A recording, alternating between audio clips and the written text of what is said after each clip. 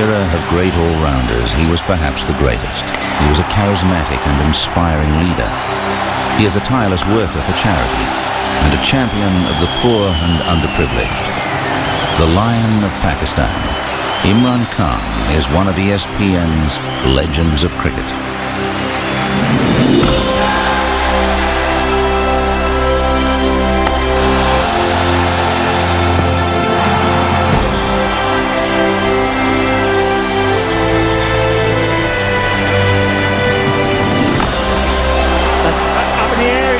This could be victory, it is! Pakistan win the World Cup! Imran Khan has led his side to victory. What a great victory!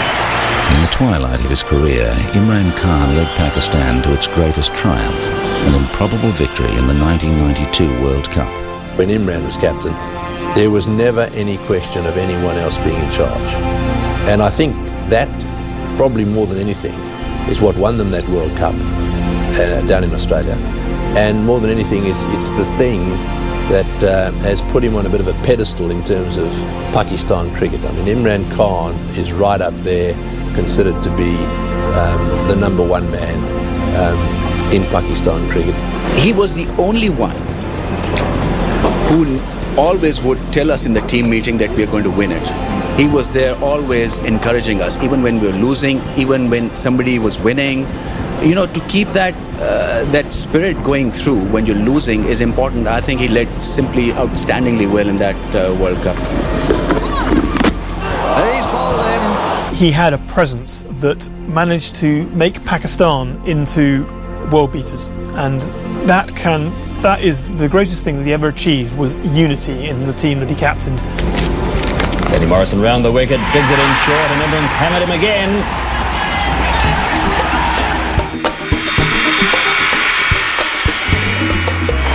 As a bowler, Imran had genuine pace and could move the old and new ball in the air. Well, that's got to be close. He didn't offer a shot, and Vance is out. Very highly talented, very skilled with the ball, and also very able with the bat. So a great all-rounder, one of the best of that time. And in Test cricket, he was a difficult opponent because he could bowl really quickly, very aggressively, and make some runs down the order as well. I thought he was an exceptional bowler. He was the first one who introduced reverse swing and genuine pace. If you had a pace meter on Imran Khan, he would have been up around about 87, 88 miles an hour, which for a fellow with an action of economy, it was quite good. It's gone. Very positive, very aggressive. He hated to lose against any side. He wanted his team to perform like him, to behave like him, and that was to believe in the ability and believe that they can win against any side. So he was really, really tough on himself and on his team, and that's why Pakistan team has performed so well under him. Imran was a stylish, hard-hitting batsman with a sound, orthodox technique. Oh, pulled it away, beautiful shot. Imran Khan, I think towards the end of his career, realized that his pace was going down as a bowler and he had to contribute more as a batsman. And towards the end of his career, he became, I think, one of the better batsmen in the world. Started batting at number 3, number 4.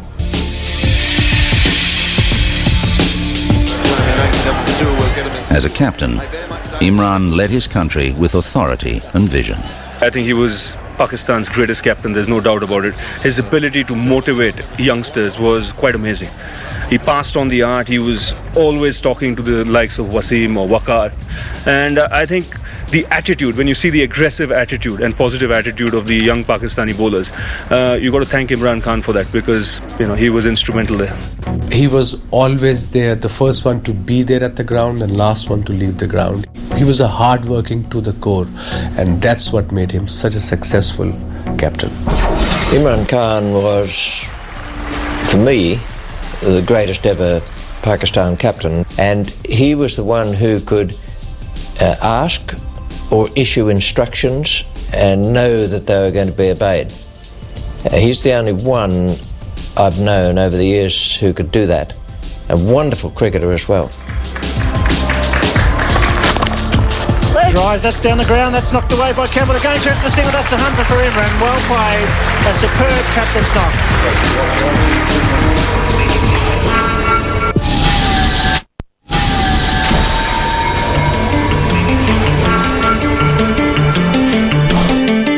Imran Khan was first selected for Pakistan in 1971, aged 18. It would be another 5 years before he would establish himself at the highest level. He was probably picked before his time. I think he was picked purely on a great talent, but a very undisciplined talent, who, when he was first selected, was really feeling his way in first-class cricket, let alone being thrown into Test cricket. And some of his early performances, he came across as an undisciplined cricketer. And he really didn't solidify his place in the side until 1975, 1976. But in that meantime, from his Test debut in 71 through there, he had studied at Oxford University. And I think learnt much about life, much about himself, and much about cricket in that period. In 1976-77, Imran finally made an impact on Test cricket when he took 4 wickets in an innings and made a half-century against New Zealand. In Australia, later that season, he took 5 wickets in the second innings of the second Test. A week later, he took 12 wickets in Sydney. Probably his first great performance was in Sydney in 76-7 when he took 12 wickets. And that was the series that he sort of became an established Test cricketer. And his game evolved from there. Imran Khan was a fantastic cricketer, so he could lead from the front.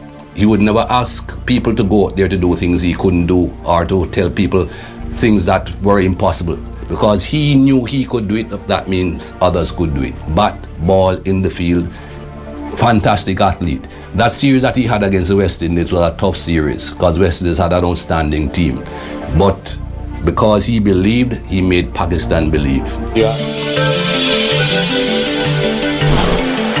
After taking 25 wickets against the West Indies in the Caribbean, Imran joined World Series cricket. In the company of the world's finest fast men, he honed his bowling skills even further. For a budding fast bowler to be in an environment that also featured opponents such as Lilly and the great West Indies fast bowlers, Roberts, Holding, Garner. And he also had the good fortune, playing for the World 11 in World Series cricket, that he was playing with fast bowlers such as Mike Proctor. Well, I don't know whether I gave advice to Imran Khan or he gave me advice. It was really a matter of discussing the game of cricket. World Series cricket was a huge challenge. We were quite matey. We just discussed the pros and cons of being all-rounders. I think I must say whatever Pakistan cricket has done after Imran's retirement or Javed Miandad's retirement, those two main guys showed us that how to tackle the world, how to tackle the world cricket and how to beat the world cricket. And after that we won a lot of series against a lot of sides, even their home turfs.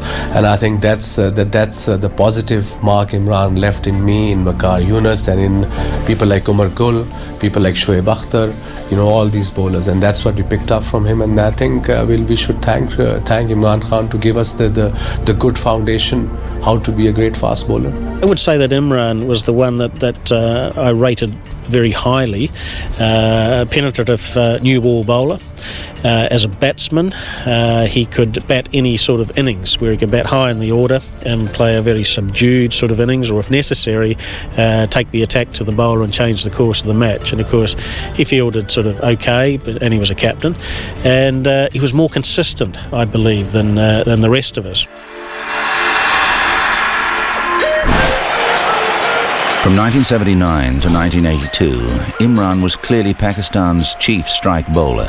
Against Sri Lanka in 1982, he took 8 for 58 and 6 for 58. Still the best match statistics in Test history for a Pakistani bowler. In England in 1982, Imran Khan was a revelation. He'd been a compromise choice as Pakistani captain, but he immediately showed his leadership qualities. The Lion of Pakistan was born. What he was able to bring was to a very kind of flamboyant Pakistani team, probably real discipline and edge to them, but allowing them to express their natural talent. Probably Pakistan have not had a captain like Imran, since he's finished, to be able to bring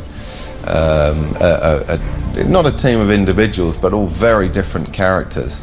And occasionally you could say that Pakistan were ill-disciplined, but he was able to bring all their talents to the table and to get them to produce.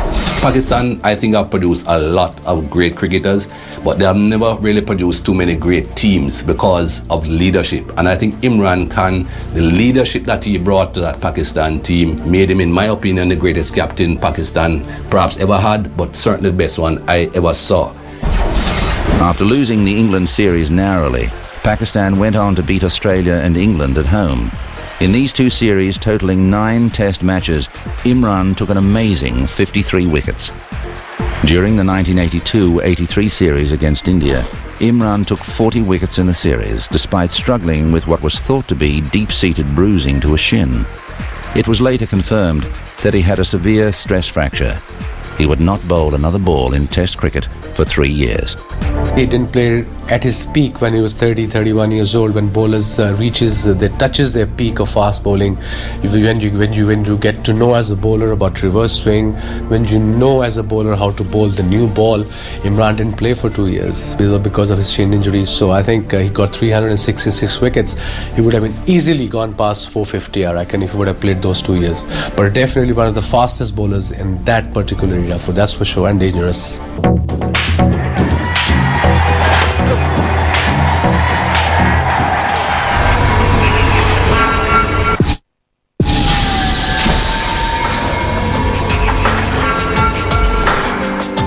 Season 1984-85 was a highly significant one for Imran.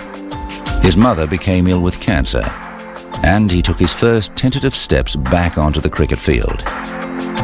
When Imran came back into the side, and once he had his confidence in his leg, he was as influential and important a cricketer as he had been before the injury. And through 1985 to 1987, Imran was once again probably the greatest all-rounder in the game at the time. Imran played a key role in New South Wales' 1984-85 Sheffield Shield victory, performed well in the ensuing World Championship of Cricket, then produced a superb spell of 6 for 14 from 10 overs against India in a one-day tournament in Sharjah. In 1986-87, Imran, restored to the captaincy, led Pakistan to its first ever Test series win against India in India. He made 135 not out in the first Test, but he decided that 1987 would be his last year in international cricket. The India-Pakistan rivalry has been often compared to the Ashes, but the cricket hasn't been like the Ashes because the cost of defeat has always been greater than the rewards of victory. You know, if you lost a series, you almost always got sacked as captain, and the players' careers finished if you did badly in an India-Pakistan series. In 1987 at the Oval, Imran led Pakistan to an unassailable lead in the Test series against England. In the last match, he ensured the series victory, the first for Pakistan and England, with an imperious 118. 100 in what he says will be his last Test match. A great performance from Imran Khan. Beautiful innings. Following his personal triumph against England, Imran led Pakistan in the 1987 World Cup. But the unfancied Australians upset the Pakistanis in a semi-final and went on to win the series. Imran's career was over, or so he thought. Javed Miandad led Pakistan to a home series win over England in 1987-88. But it seemed the whole country wanted Imran Khan to return. Javed resigned the captaincy, and Imran made his comeback for an outstanding 3-Test series against the West Indies. Imran was persuaded, as he says, against his better judgment, to come back and play in that series. And the series turned out to be one of the finest series of the 1980s, which Pakistan, for a fair part of it, looked as though they would prevail, but in the end, the series ended with a 1-1 draw. We were the only team at the time who always came close to the West Indies to beating them but never could. And I think we really played amazing cricket there. The first test we won, the second test match we draw, and the third test match we lost. So it was a very close series, and West Indies in 86, 88 was one of the best sides in the world. It was very difficult for any team to even come closer to West Indies, and the Pakistan team did under Imran. I think Imran Khan gave a calmness and a direction to a cricket team, and they were one team that actually matched the West Indies home and away for test matches when he was in charge of Pakistan.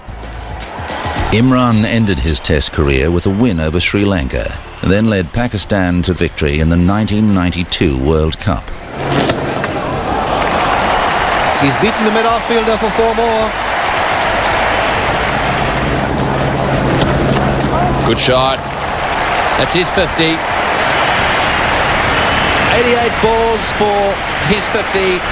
Throughout 92, you could see the force of Imran's personality really carrying Pakistan. They had a lot of good players, but they lost 3 out of the 5 matches, and one more loss, they were out of the tournament. And I guess something snapped and something happened, and then the team turned around, and Imran started batting at number 3, scored runs there, and somehow he got the best out of all his teammates. Imran Khan in particular was a very mentally strong man again, and a great leader. When Imran Khan took 10 others with him out onto the field, the 10 others that went out there with him, believed in the team that he was leading, and believed that Pakistan could achieve anything. That is the greatest thing about Imran Khan. Imran Khan has led his side to victory. What a great victory.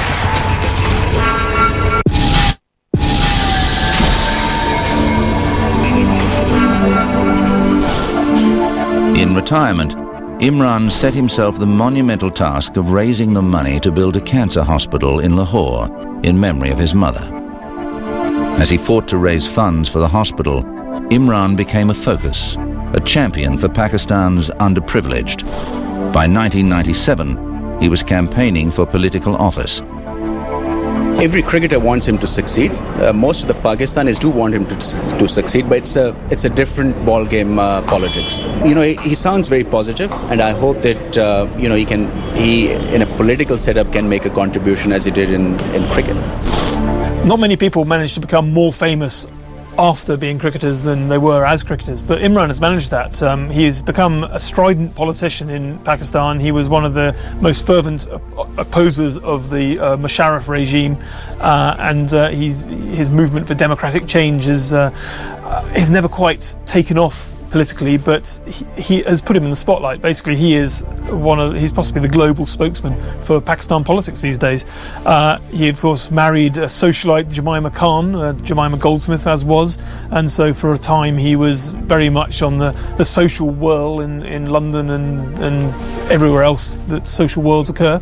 And he was and also charity-wise, he established a cancer hospital in memory of his mother who died of cancer, generating huge funds. I think right now Imran has been doing amazingly well in charity with his hospital, SKMT, Shaukat Khan Memorial Trust, where poor people get free treatment, cancer treatment, which is very expensive, and for that he has to raise money all year round, every year round, about $40 to $50 million, I reckon, if I'm not mistaken.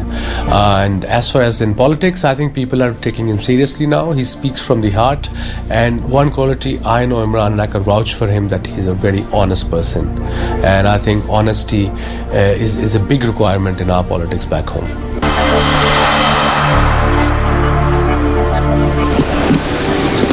Whoopo, there it is, and it is 6. Just as Imran Khan fought his way to the pinnacle of cricket success, it would be premature to write him off as a future political force. For the present, though, he leaves behind the record of an astonishing all-round cricketer and a leader of rare quality. Imran was definitely happier being a leader. I mean, he knew his own mind and spoke it very articulately. And I mean, it's not impossible to imagine him becoming Prime Minister of Pakistan, which he seems to aspire to. So he was a genuine leader. I think he had a tremendous effect on Pakistan cricket because he influenced so many of the younger bowlers coming through. I think they all looked up to him. They all respected him. It's actually a pity in a way that he's not more involved there, or hasn't been more involved from a cricketing point of view throughout time since he's retired. Clearly he's had other ambitions and he's got into a totally different field of life and walk of life. He was, I thought, quite outstanding for Pakistan cricket, and not all that's happened since he's gone has been of the same quality. Imran Khan played in 88 test matches. He made 3,807 runs at an average of 37.69. He made 6 centuries. He took 362 test match wickets at an average of 22.81. In 175 one-day internationals, he made 3,709 runs at 33.41 and took 182 wickets. You are rated Imran one of the finest all-round cricketers that I've ever seen, and he was a great captain, tremendous captain. And I mean, the players respected him. He held them together. He held the Pakistan team together. He's been a colossal figure off the pitch as well, which is, given how colossal he was on the pitch, is a remarkable achievement. I got to play Imran in my first series, and he was a great inspiration. Just by looking at him, the way he conducted himself, and so disciplined he was, it's a sign of a great sportsman. Imran found the right guys, gave them freedom, and told them that, you just go and play, and I'm there to look after everything else. And people looked up to him. I was speaking to Ramesh Raja a couple of months earlier, and he said he was describing Imran Khan as a leader, and he said that when he was in the dressing room, we were in awe of him. People called him a bit of a dictator, but it was kind of leadership that Pakistan needed at that point. And without him, Pakistan couldn't have won the World Cup. Pakistan wouldn't have been the team that they were for those 3 or 4 years. His bowling statistics place him amongst the finest of all time, and he could have secured a place in most test teams as a specialist batsman. But it is his exceptional leadership qualities that elevates him beyond even the greatest of his peers. Imran Khan's all-round ability, force of character and integrity have earned him a place of honour amongst ESPN's legends of cricket.